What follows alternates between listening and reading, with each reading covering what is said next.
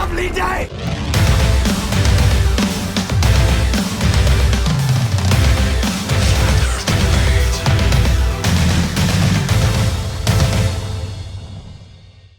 Welcome to Flat Earth Debate. I'm your host, Nathan Oakley, and if you are new to this channel, or you've not done so already, be sure to subscribe and hit the bell notification icon to keep up to date with the Flat Earth Debate. If you'd like to support this channel, there is a super chat that runs alongside each of these shows while they're live, and there's also a PayPal and crypto link in the info box below this video. But most importantly, if you would like to join the discussion, simply mute the page you are currently watching, then click the link in the info box below this video to join the panel and express your views on the shape of the Earth. If you do join, please don't swear. If you do, you'll be ejected, and if you are, please don't try to rejoin the stream using sock accounts. You'll be warmly welcomed back on the next stream. Please also share the show. Sharing the show obviously increases the live audience, but this in turn increases the chances of a more diverse panel, so please share the show on social media. And one last time, if you're new to the channel or you've not done so already, be sure to subscribe and hit the bell notification icon to keep up to date with the Flat Earth Debate. Now we are joined by Zinder, Physics Warrior, Mabessa, Flatten Earth, Daniel, Chocolate Sane, and Arwin. Good to have you all. Thank you. Shout out to Flat Earth Zinder. Good morning. Good morning. Zinder was telling us before the show started how, and it was directed at Arwin, about how he now appreciates that the sun doesn't necessarily have to be a physical thing, but he explained also, very Arwin-esque, that it came to him in a dream. I was like, oh my god, this is definitely Arwin's influence. Zinder, I'm officially adopting you as my wizard apprentice. Oh, thank you very much. It was my dream all along. Yeah, it's interesting. I mean, it's kind of stepping out of a prison. The prison is the supposed knowledge the space agencies and everyone gives you, and it kind of closes your mind. Yet when you accept that it doesn't have to be material, it doesn't have to be that way, it opens your mind and for imaginations how it could work and how it could behave. So yeah, it's kind of like a positive feeling. It is a spiritual liberation, a creative liberation. And yeah, you're very lucky if you have that capability in your brain. It has to be part of you. You have to have the talent for it. Some people just never get that. Others are drowning in it. Yeah. And yeah, it's a great tool. It helps you get a new level of insight into things very quickly. It brings you back into the learning state that that all people are in, like between their 5th and their 8th age. People are like really conceptualizing things. Well, you're basically, when you do that kind of process, you go into a fallback position to that tool, and it brings out all new possibilities of learning. It's a psychological tool, and if you have the talent to get it back, I mean, you can go all kinds of places. Sorry. I don't think all the flat earthers think the sun is not physical. I'm not. It's just no. I'm more talking about the experience. Do you want to add to it, Daniel? I know you've got your mic open because we can hear you. Does Physics want to say something, or just have us listen to him shower? Because that's hot too. That was well said, Arwin. I agree. It's a talent. That's very well said. Yeah. Just like the senses. Some people have very strong senses in certain departments and not so strong in others. Until you experience through somebody else what these senses can be, to what level they can go, you can start to realize that it even exists and that you don't have the range for it. Yeah. What In exactly every are you talking department, smell, sight, hearing,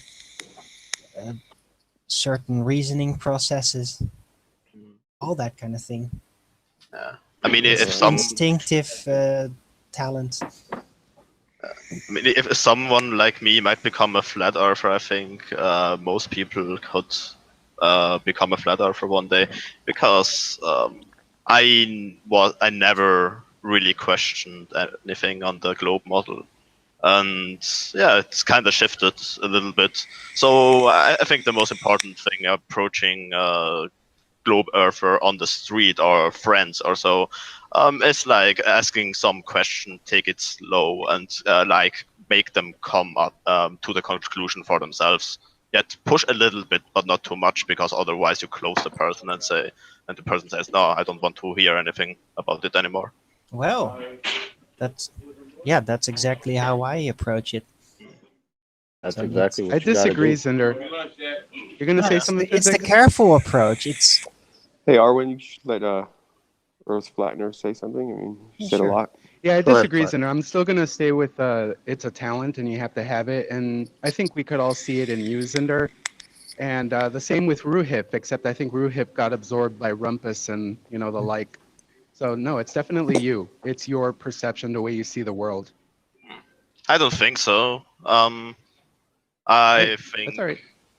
most people could have this. So I mean, I was kind of ordinary globe earther. I was kind of ordinary globe earther who kind of liked to kind of like those things from NASA and looking at how the universe works and everything. I think many people do that. Maybe you can't convince someone who is really deep into the topic, right? Who studied it. Yet people like me who are kind of superficial towards the system, like towards the heliocentric system, I think people like me can be turned around at some point with enough time. Difference is, and there is that you have an ability to critically think that a lot of these ballers and trolls don't have, Yes, or even exactly. if they do have it, it's like they don't want to use it. Because I don't believe all of these guys really believe they live on a ball. I think some of them might think that they do, but they want to fight it so bad. Because, like you said, it's what we learned when we were kids. You It's know? the mindset. They wanna Yeah. win. You're looking for the truth, and that allows real critical approach of whatever you're confronted with. It's a world of difference. Most ballers are completely politicized.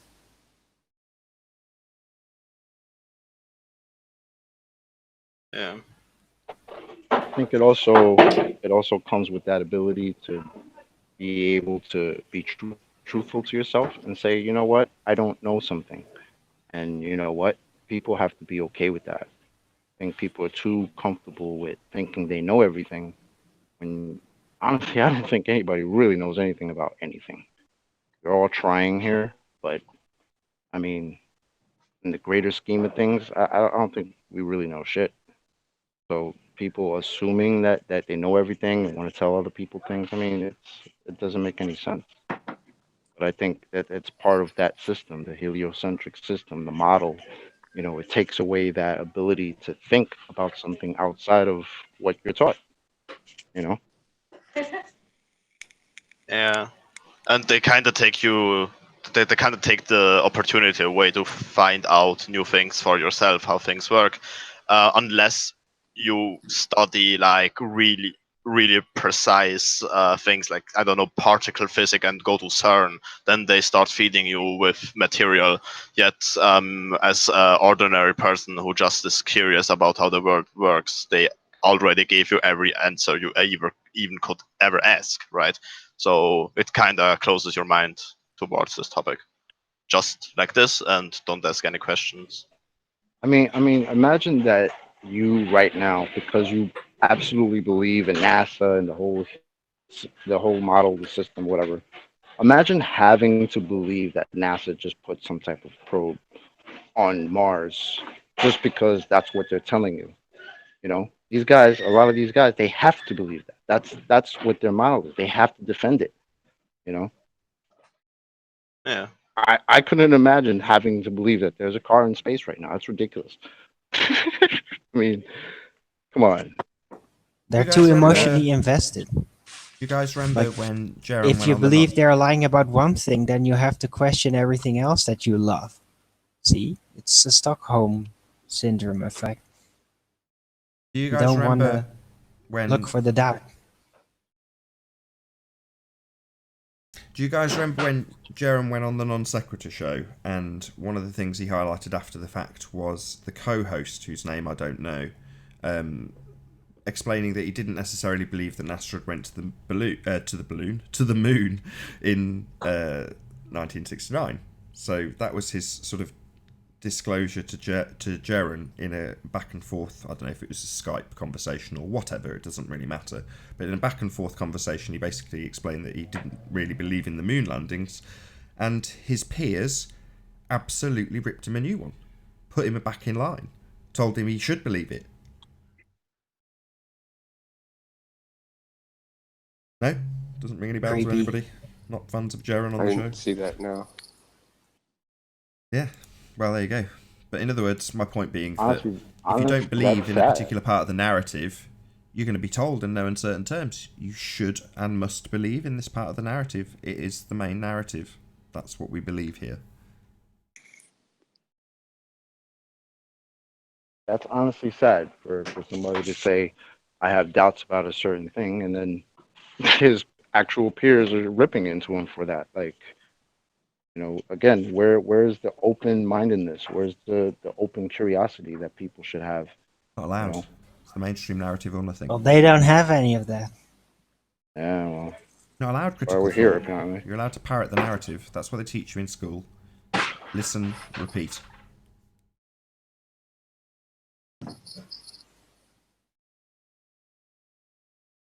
Tragic, really.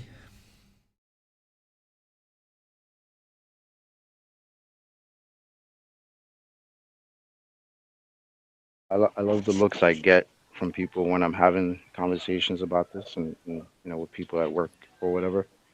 And we'll start talking about something, and they'll mention the moon or something, and I say, I have no idea what the moon is, and they just look at me like, what do you mean you don't know what it is? I don't know what it is. Never been there. Can't give you any definite answer as to what that thing in the sky is. Just looks like a light to me. You know? And it's just crazy. They just give me that look like, okay, buddy. I'm like, all right, well, I mean, look, you guys could, you know, read all the textbooks you want to read from people who've never been to the moon. That's great. You know, I don't care. I have an open mindedness. Sorry.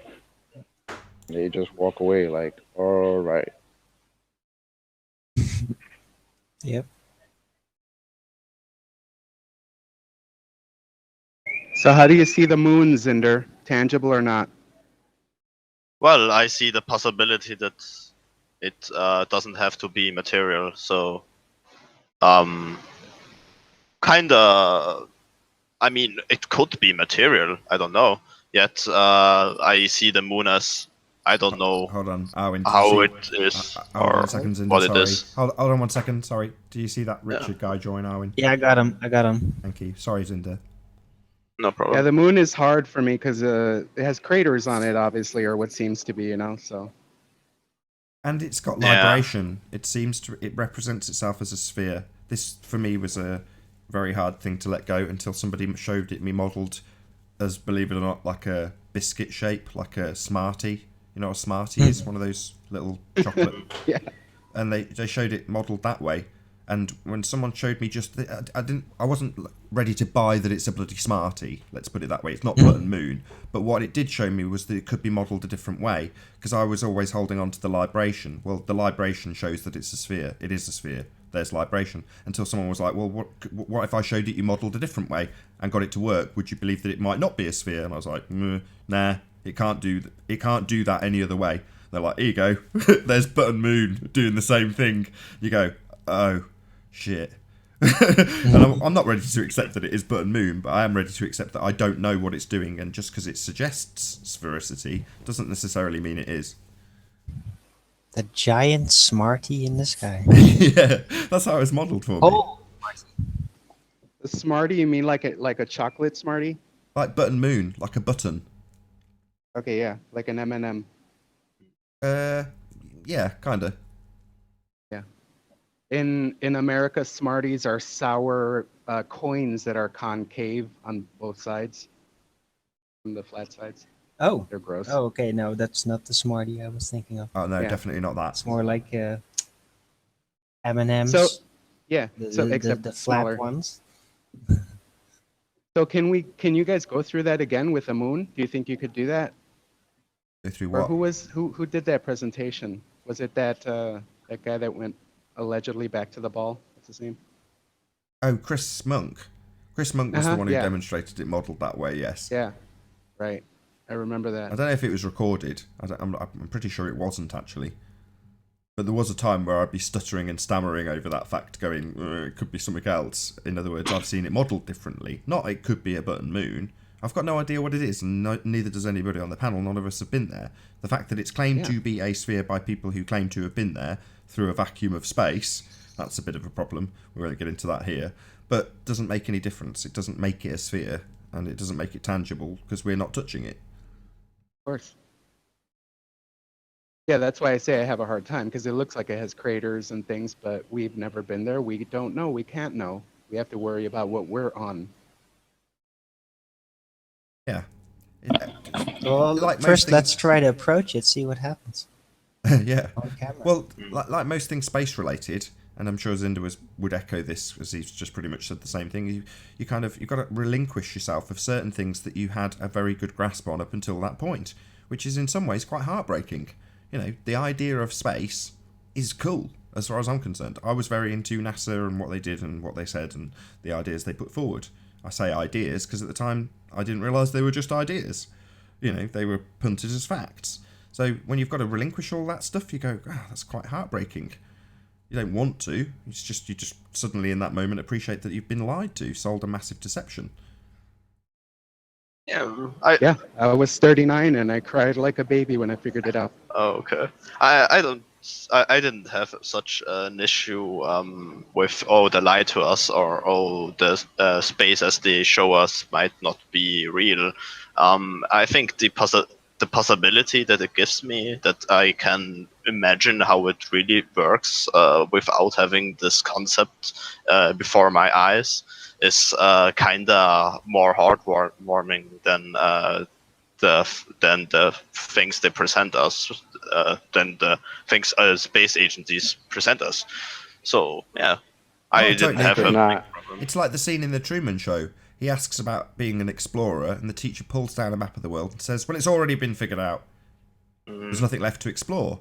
Well, once you find out initially, you might be heartbroken that you're going to have to relinquish certain things that you clinged onto as being cool, but then you realise there's a whole world of possibility. Suddenly nothing's set in stone. Everything's up for grabs.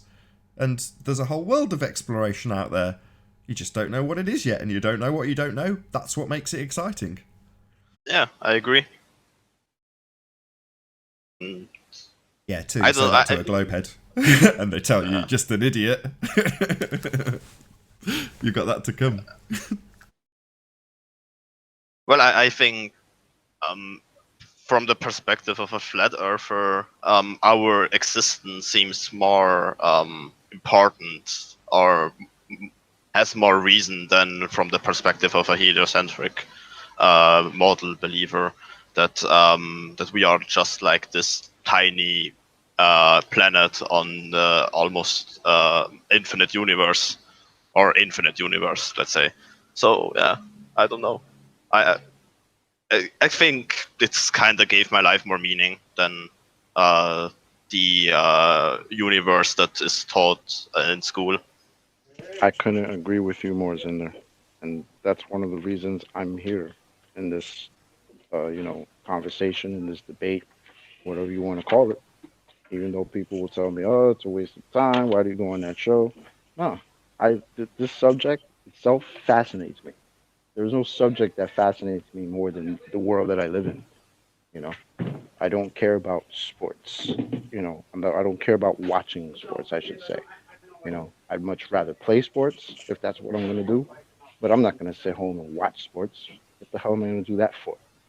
But this, yeah, I can have a conversation about this. It excites me. Maybe that's a little geeky of me, but I'm a geek, so it's all right. No, I agree with you. Agree with you totally.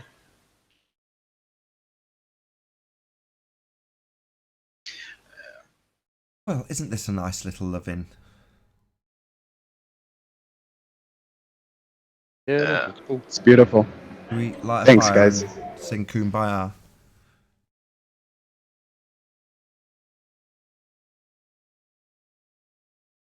And Nathan, honestly, I want to say thank you for giving people a platform to come on here and talk and express themselves. People might hate it, but I don't know. Somebody like me can really appreciate it because it's just I don't know. In a lot of ways, maybe it's enlightening to have these types of discussions because I always feel like you can learn something from everybody. Everybody knows something that you don't know. So even the dumbest person can come on and say something really ridiculous, and maybe you're not going to learn from that person, but maybe what that person said will cause you to think about something in a different way. Are you That'll talking give about you me? a brand new idea. Of course, Trav. Of course. Well, yeah. Yeah, I agree with What's that. up, Trav? And most importantly, Nathan, thank you for making our waffling on concise, turning it into a concise, beautiful sentence, just like Meekin said. You're great. Well, I don't know. You say it's constructive, but when you have something like that happened on the last show, so sort of 20, 25 minutes of Ruhif misrepresenting our position only to concede it right at the end. Oh, yeah, the angle does change with distance, which was our point. That for me is just like 25 minutes of confusing the audience. Well, is Ruhif right? Are they wrong? The angle doesn't change? Like, that for me is just assisting the confusion. Yes, he conceded in the end, but there might be people who aren't that observant in the audience who don't pick up on that fact and go away with the idea that he's actually correct. That's what he wants. That's why he came here to confuse people, I guess. But when it's just your go. normal Joe, yeah, I can totally understand that when it's someone like the Rumpus or Miles the Liar Davis. But when it's someone like Ruhif, it's just supposed to be Joe Average, right? Normal dude that believes in a globe. So when he's turning to the ways of the Rumpus, you're like, what's going on? I get annoyed and angry because I have actually got some empathy for Ruhif. At some stage I like the guy. So that can very quickly turn to hatred, as much as that disgusts me to actually express that as true. But, the people you like are the people you tend to hate. I don't hate the Rumpus because I've never liked him. Do you know what I mean? I've got no reason to hate him. Does that make sense? Whereas with Ruhif, when he starts to do that, I feel hatred towards him, like literal physical hatred and disdain towards him and what he's doing, because he started off as Joe Normal. Now he's coming on misrepresenting our position for 25 minutes, only to concede the very point we're making that he's misrepresenting. Yeah, I mean, it's like spending 20 minutes with someone about gravity and how it's sort of a fallacy and it doesn't really make any sense. Hello, Ruhif didn't misrepresent anything. You completely misunderstood what he was telling you. He conceded it at the end, Rumpus. No, he didn't. He did. Because he was talking about two different angles. One was the angle to the object.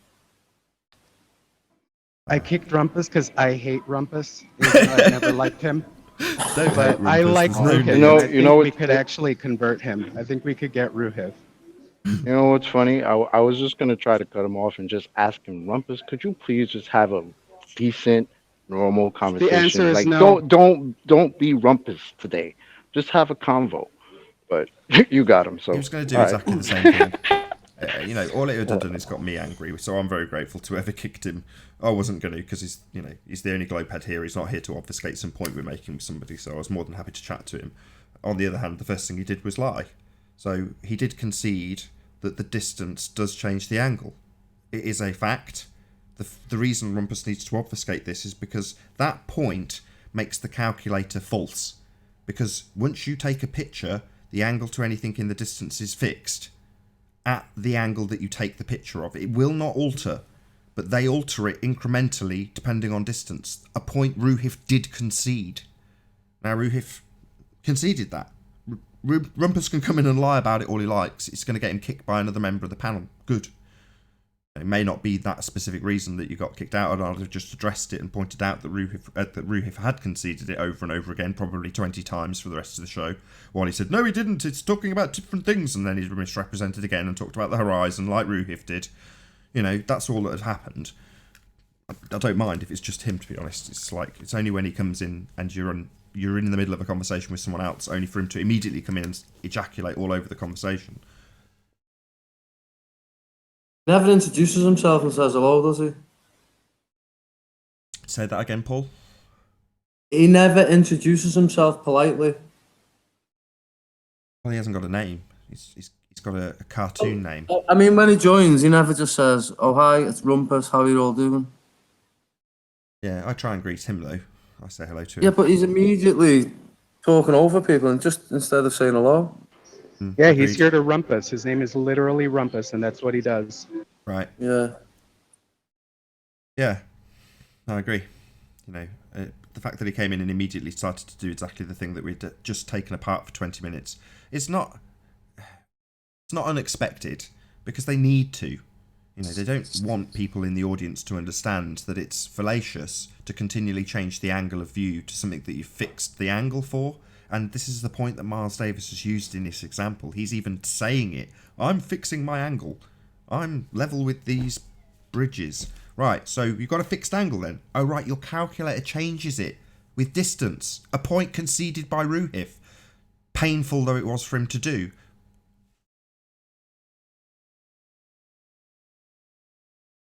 Yeah, the calculator's a load of old crap. Begging the question fallacy to begin with anyway.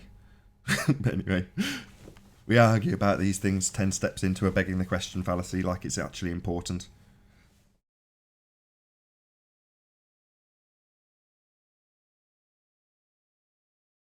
Hey Nathan, do you mind if I Hey. give you an update on Manx forums? Yeah, go ahead. Just Well, a I'll quick give you a one. preamble China. first. So, hold on one sec. So, Manx Manx Forums is a forum that's been run for about the last 5 years, and Bess has been on that site fighting all the various different trolls because it's very much a mixed group. But it's a Flat Earth specific site called Manx Forums. Do you want to give the exact website and then launch into what's been going on, Paul? Yeah, that's manxforums.com. And what's And been it's been going on. Sorry? Hey, Ranty. What's been going on Manx Forums? Pardon? You said you wanted to tell us about what's been going on Manx Forums. Yeah, so briefly, it's called manxforums.com, Flat Earth. And it was started by someone who just simply made the thread called Flat Earth question mark. So it went on for 4 years nearly now. Well, 3.5 years, getting on for 4 years. And it's still going and we're still fighting the trolls, obviously. But Chinahan, who is the equivalent of Rumpus on the forum, has point blank refused to come on this show. He said that you're a bunch of fantasists, basically, and a cabal on YouTube. Yeah, there's always some excuse. That's fine. Well, I said to him, I said, well, how come you've been on this thread for 4 years, but you haven't even got 20 minutes to go on the show and talk to the lads? Because I told him if he brings his Aristophanes fairy tale on the panel, it'll just get mauled. So he's okay to be an anonymous troll on the internet completely for 4 years nearly. But when it comes to actually facing flat earthers on a live panel for a live debate, he doesn't want anything to do with them. I think it's because he probably knows his arguments will get destroyed. Whether he thinks we're a cult or what did you say? Cabal. I mean, his arguments are just going to get destroyed like all the other ones. I genuinely think that he thinks it's below him. Yeah, that might be the case too. He thinks That's flat true. earthers are so stupid and he's so superior to them. He wouldn't even come on here. But that's the height of ignorance, I think. I agree with that. But yeah, shout out to China Ham Manx Forums. Thanks for that, Nate. Yeah, pleasure. Check it out as well if you're in the live audience. Manxforums.com. You're all are welcome. You don't beg the question here, do you, Nath? I keep falling into that trap. I don't know. Did you watch what happened with Ruhif? Ruhif? No, I've just walked in the door. He came on the panel and had a full explanation from Adam about the mathematics being fallacious on account of the fact that the angle should be fixed, as Miles Davis has asserted, and in every picture ever taken ever. But the calculation changes it with distance. Well, that was asserted. Ruhif came in and said the dip angle doesn't change, the horizon is what you're measuring to, blah, blah, blah, blah, blah. And then Adam took him through it mathematically, explained that it is actually the case that the angle changes with distance, and showed him the mathematics for it. Eventually, 25 minutes later, he conceded. Oh, yeah, well, it does change with distance. And then I kicked him out in utter disgust. And it does appall me, to be honest, the fact that he can come in and basically play the rumpus and obfuscate and misrepresent our position for so long, not concede the very point we make, and at the end go, oh, yeah, it does change with distance. Our very point. Just outrageous, you know. I think at this point I'll just stop caring about Ruhif. He'll just be another one assigned to that list of people that are just basically shits. And you go, nah, who cares? Just another wanker. See, what they don't understand is where you're coming from. And that's the point that, let's suppose you was going to go for a mortgage and get a mortgage. Well, in order to satisfy the proofs to the bank, you need to prove what you've earned over the past 6 months. You need to prove that you've got money in the bank for a deposit. So in order to get the mortgage, you need to prove to them what your position is, right? So when they come in and they start talking about standard refraction and stuff like that, you've then got to say, well, okay, well, your standard refraction is based upon an R value. Prove us the R value first, and then we can proceed. I'll accept standard refraction once you prove the R value. Yeah, they never proven R though, are they? Let's be honest. No. They'll claim it. Demand that you accept a consensus opinion from the body of science. Yeah, I've been letting them get away with this standard refraction nonsense. I think I'm going to join you on this from now on. And essentially, well, I'm not going to let them beg the question, you know, until they can prove the R value for this standard refraction. Then that's what this entire standard refraction is all about, an R value. So prove the R, and then we'll accept the standard refraction. Well, no, that was a sigh of relief, because up until now, and don't take this the wrong way, Ranty, but you are willing to beg the question almost too much, which to me says, it's hard to phrase without it sounding bad, like you don't quite get it, that you don't quite accept that ultimately speaking, the starting point for that calculator is to assume you're stood on a sphere. Oh, I've always understood it, but I like to play their games with them and still beat them at it. Oh, well, that's even worse then. Then you're at the annoying Anthony stage where you want them to beg the question. Yeah, but now I just don't care. Now I actually want proof. You know, I'm sick of these coming in and saying this, that, and the other. I want somebody to come in who's going to show me proof of R, and that's it. You know, this is what we want. We haven't got time to sit around just twiddling our thumbs waiting for the same knobheads to come in every time and spout standard refraction without proving anything to us. Yeah, I think that's, again, partially because of your work in the first instance, though, Ranty. So because of you, Anthony, Adam, and about a shitload of other people. I've got to stop swearing. It's because my kid's not in the house. Even though we ultimately have picked apart the calculator to such an extent that none of it makes any sense anymore. We've pointed out every flaw there is in it. And, you know, this changing of the angle to the target is just the sort of last nail in the coffin as far as I'm concerned. You know, it cannot represent reality if it's continually changing what it claims you're viewing a specific thing in the picture at. That's not reality, that you can't do that. It's impossible to do that, and no one will ever prove it as possible. So the calculator's a waste of space, waste of time, begging the question, proof of nothing, perspective hijacking calculator, as we've always asserted. But we've just got that little bit further down the road on ascertaining how they've hijacked perspective. We knew they'd hijacked it. You knew it 5 months ago when you showed those turbines in a line and drew the linear relationship between them. So we ultimately always knew that they'd hijacked perspective. We just didn't necessarily know the intricacies of how they'd done it. And now we do. Indeed. I'm still waiting for somebody to show me proof of standard refraction, though. So this is a shout out to all the ballers in chat. And if you've got proof of standard refraction, I'd love to see it. Yeah, standard refraction, otherwise known as terrestrial refraction, 7/6R. So they'll argue with you all day long about real refraction and what causes it, and then apply 7/6R to the assumption of R. That's what they do. As John Paul, as Quantum Eraser would phrase it, it's a begging the question fallacy on steroids. Well, next month, for the entire month, I'm going to go down and I'm going to test for this standard refraction.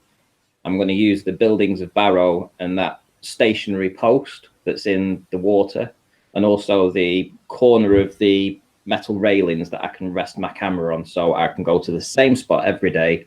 I can point my camera at this post that's approximately 1.5 miles away, but it's actually in the water and it's always higher than the water level. So, and it's in a direct line of sight with the buildings of Barrow. So if I go every single day and I'm looking for a deviance between the building, the top of the building or the middle of the building, wherever it sits on that post, and I'm going to go every single day for a full month. Sometimes I won't get any visibility, so obviously I won't be able to see anything, but I'll still take images to prove that I was there. And I'll upload a video every single day, and I'll be looking for standard refraction, because if there is standard refraction and there's like movement, we will see it. We will evidence it in this particular form of a test over the month.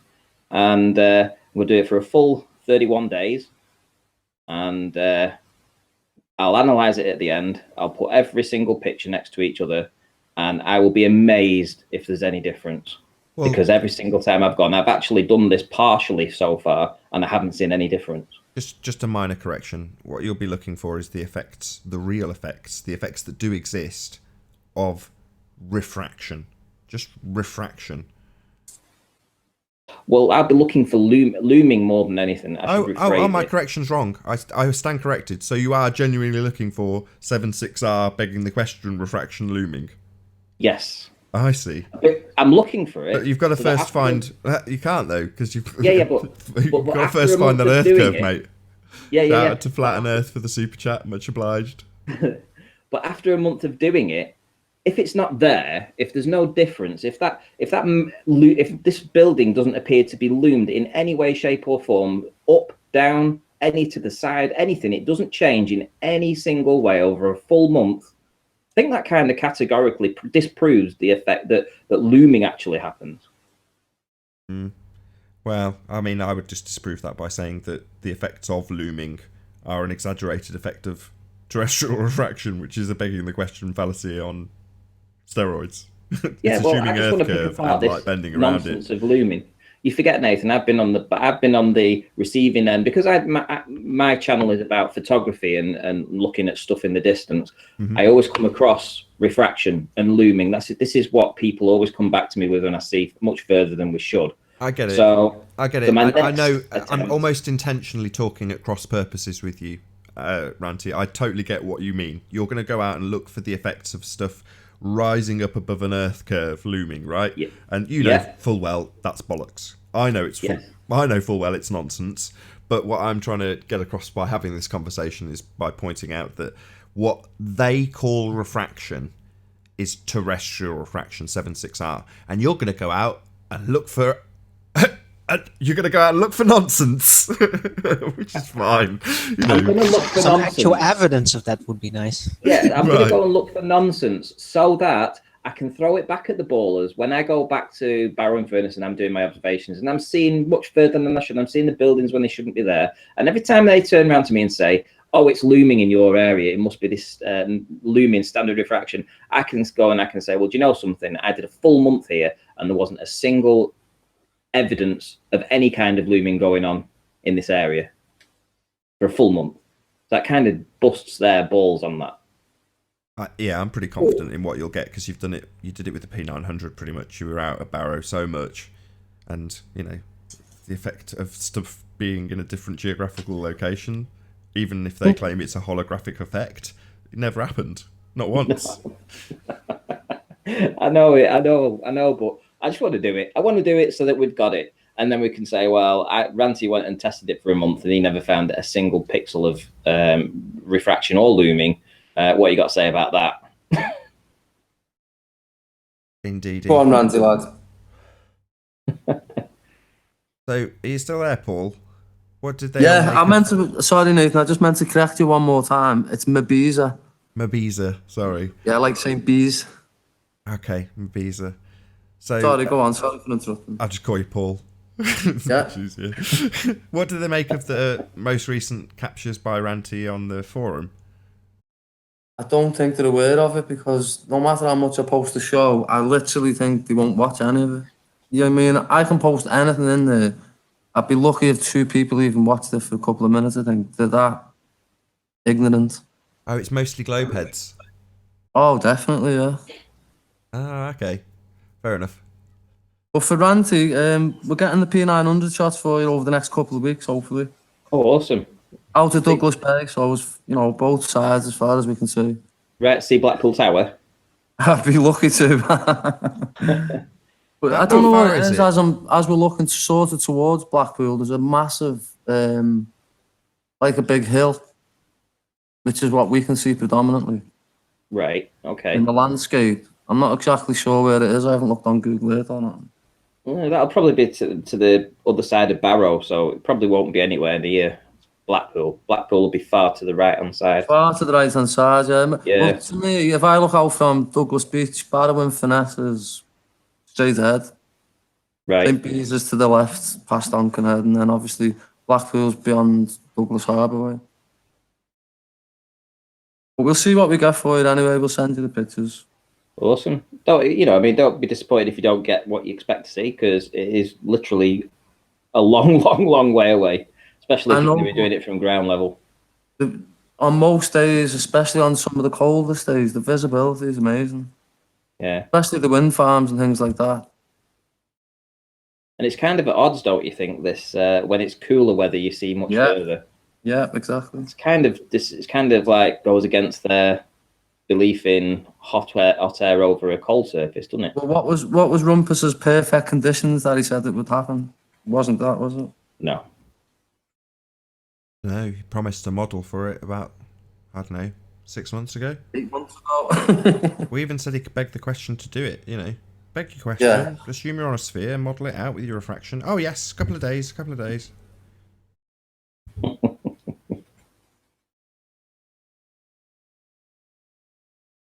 Where's Anthony today? Don't know. I think he's probably doing some homework. I think he's doing homework. He's got a... maybe you've been keeping up to date with what he's doing in terms of his assignments for uni. So, Dissertation. He's doing homework today. Yeah, sounds like he's making good progress. He's definitely, for all the people who donated to that cause, he's certainly putting the hours in. He cuts me off enough conversations because he's busy doing it. Literally getting it down and polishing it up, and good for him. Oh yeah, I mean, you think that the couple of things that you've actually promoted on here are getting good value for money? Let's be honest. You've got Anthony that's going down and doing this master's degree, putting the time in, the effort. We talked to him offline as well, and then we've got myself that goes out and uses the P1000 and climbs mountains, 700-foot hills to try and see these observations. You get value for money, don't they, Nath? I was going to say, can you put your glorious recent imagery of the Isle of Man up? I know we've got a lot of the older screenshots scrolling behind the screenshots, but as you say, it's the imagery is literally crowdfunded imagery. If you exclude the fact that you've still got to fork out for petrol, actually go and do it, dedicate your time, not be working, all those things. But the camera itself that's produced the Patreon. I've got a Patreon, just thought I'd tell people. And a big shout out to all of Ranty's patrons.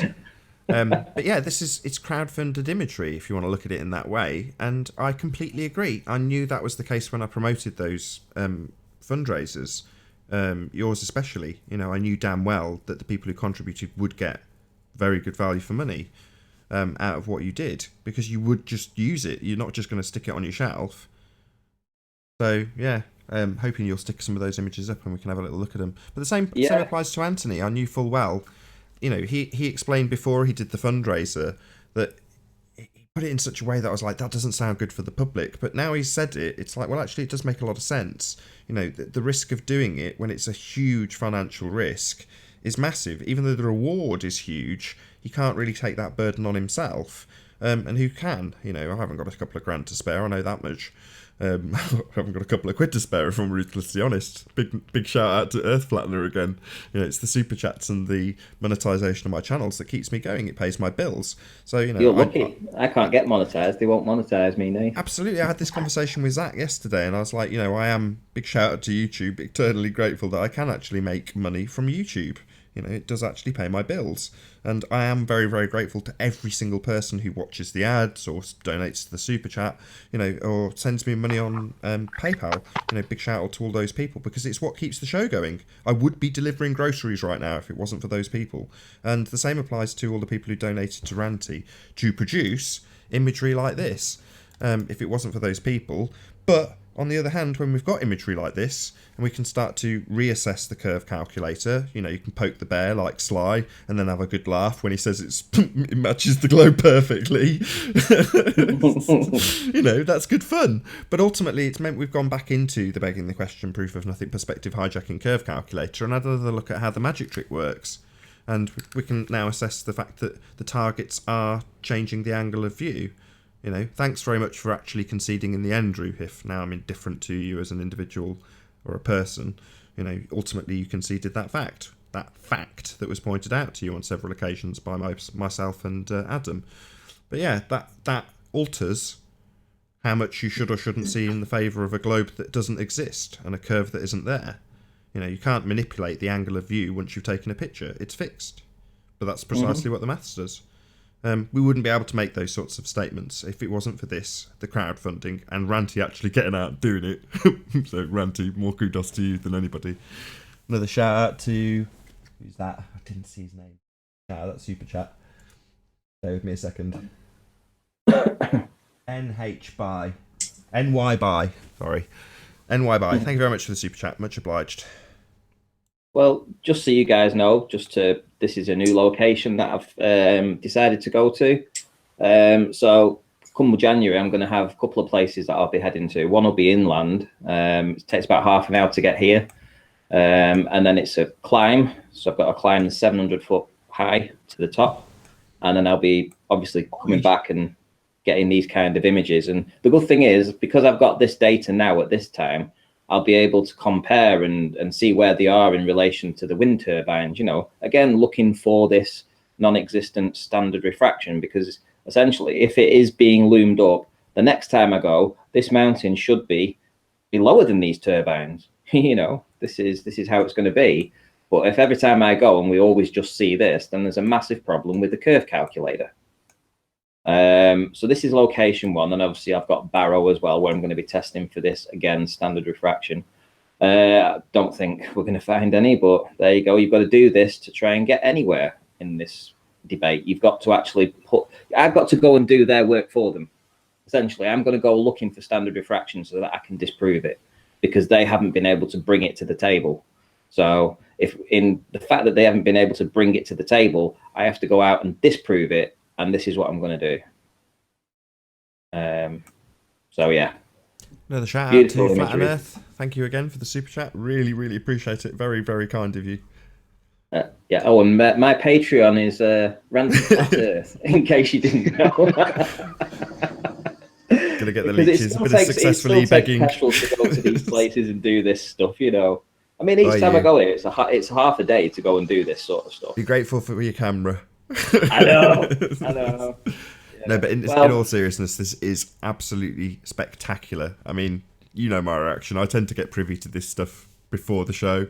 So Ranty showed me this stuff, and I'm like a little school kid. Wow, look at this.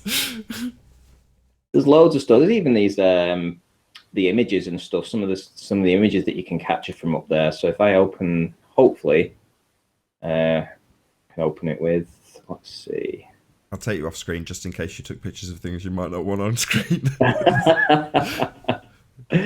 No, this is fine. The only problem that I didn't really want these on because I'm an hour out anyway. The camera's still an hour in front, because essentially this was at sunset, and sunset was at 4 p.m. even though it says 5 p.m. So, but it's an hour out anyway. But some of the images you can capture from this hill are astounding. Especially this. I've got one coming up. Is it not a connected camera? I thought it had various Wi-Fi and such capabilities. I thought it would auto-update the camera at the time. Yeah, you'd have thought so, but it hasn't. Shout out to So, Retro Bill for the super chat. She says, So here we have- shout out to R. Yeah, massive shout out to R. here we've got the entire pleasure beach. Literally, this is the entire pleasure beach in one frame from the top of this hill. And the pleasure beach in Blackpool is probably nearly a mile long, I would think. Yeah, you got the big one going up and it turns around there. You've got the ice blast in there and the sun setting behind over here. Oh, it's raining money, Nathan. That's absolutely glorious. Not the raining money thing, but the. I'm not taking any credit for this when I say this, but I did say to Ranty, look, you've got this beautiful expanse with the pleasure beach. It's just interesting structures, right? Would you all agree? That looks cool. It just does. It just looks nice. I'm just glad we're getting into, photography from higher up,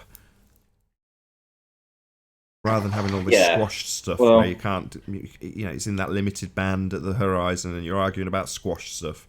Now we know what's squashing it. It's like, great, now let's move on. Let's get higher up and get some, look at that. I mean, it's just breathtakingly good.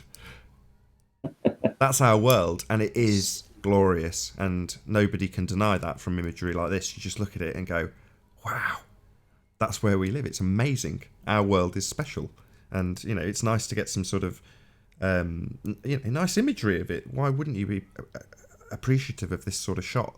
It's just like, nice. Oh, it's just more clouds. It's just a giant cloud bank. Screw you. You also... Bastard. Hijack that point. We have a beautiful world, Darwin, and you know it. Just be mushy with me for a minute. Come on. We had a little loving at the beginning of the show about Zinda. I want to have a proper loving about how beautiful the world is, because it is. Indeed. And these heavenly bodies, they are amazing. They are a spectacle and a giant mystery. And they make things beautiful. They do. Just like a baller, we show the horizon and you want to talk about the stars.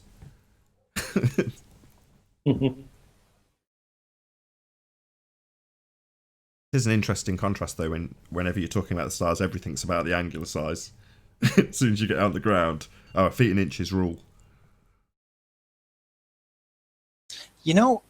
I do kind of wonder what would happen if you would stand on a very high mountain peak in a relatively not so mountainous area, and in a region where there would have to be clear skies, say, for example, somewhere in Africa or India, where it's really warm, because they tend to have clear skies with brighter stars, and then see if, how far do the stars go down? Could you actually, how does it look when they approach the horizon? Or will it just be very apparently a huge flat plane you're looking at, and the horizon's very far? So I just wonder what that would look like on a high altitude. On a big mountain. Is it all pretty low around where you are then, Arwin? Yeah, Netherlands is flat. Very, very flat. I mean, we are lucky. I've always thought this when I was a rep driving around the UK. We do have some really special landscapes here, and it's so varied from north down to south in terms of what the landscape does. It's radical changes. You've got everything in terms of the landscape here. We got a couple of mountains in the south, but that's mountains, more hill-like territory. Typically, like Belgium, it is the province of Limburg, which is right next to Belgium. It's in between Belgium and Germany, basically. That part of the Netherlands, that's pretty hillish. How do you call it? Has a lot of hills. But other than that, no, everything is just a giant river bed, basically. And dikes and polders. That's all flat. And some of it is even below sea level. No mountains over here.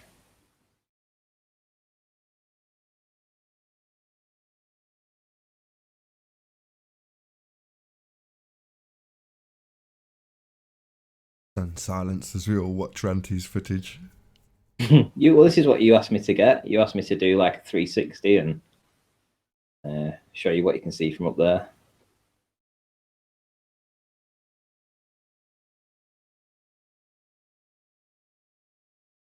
Is this the new Mars footage? Oh no, wait.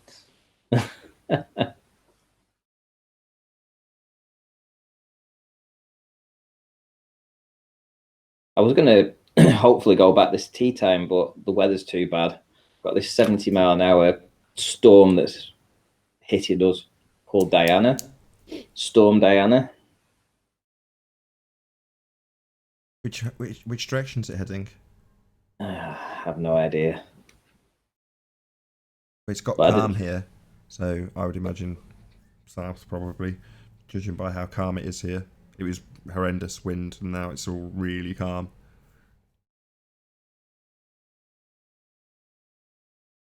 You got your window. You're spot on, Ranty, about the timing. So you went just after the full moon, and that was when you got what you wanted. Yeah. I mean, I have noticed a correlation between clear weather, good visibility, and just after the full moon. So it's for up to, you know, I know you've said this to me, you know, let other people speculate as to why that is. But it just seems that it's a reoccurring thing. Every time there's a full moon, the day after or the day after that, that's when the weather conditions are absolutely brilliant for seeing far. Seems like all the dirty stuff in the air seems to go. I was just gonna say, maybe like the moon, like, I mean, sometimes I see the moon phases as kind of like a reset for the moon. So maybe it's kind of like the same thing. Maybe like the weather kind of somehow another resets. I mean, I know that might sound silly, but I don't know. Like, because I noticed that too. During the full moon, right after it, it's beautiful. You know, it might still be cold or whatever, but the sky is usually clear as shit. Yeah, when I mentioned it on Globebusters about 3 months ago, I said to them, I said, you know, I just brought it out, and afterwards Bob went, "Oh right, yeah, let's just change subject," you know, because I said, what would happen if it was like a filter, and the moon was like this filter that filtered the air, you know, when it reaches its maximum size. So I'm going to leave these guys speculating about what the moon may or may not do. As I say, first and foremost, a huge, massive, enormous thank you to all of the debating panel for making this debate possible. Over on my second channel right now, there is a repeat of the first debate, if you're a late riser, together with the pre-show. So if you want to check that out, subscribe to my second channel. I'll put a link in the chat box as the end credits roll on this live show. Also, a massive thank you to all the live audience for tuning in and hopefully sharing this debate. If you hated the show, then smash the dislike button, but then smash it again. If you liked it, maybe consider sharing it with a friend or subscribing if you've not done so already. I've been Nathan Oakley, and I'll see you all in the next video. Oh, what a day! What a lovely day!